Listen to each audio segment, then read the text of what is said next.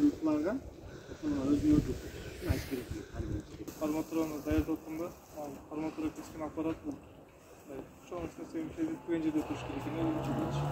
Экинчиден, подъемник менен арматуралар жогорку көтөрүлүп, ушунун алдына туруп коюш керек экен.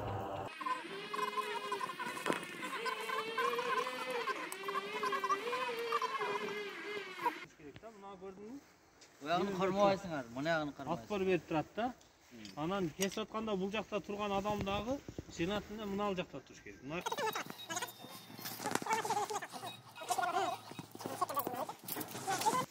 Размерди коюп туруп.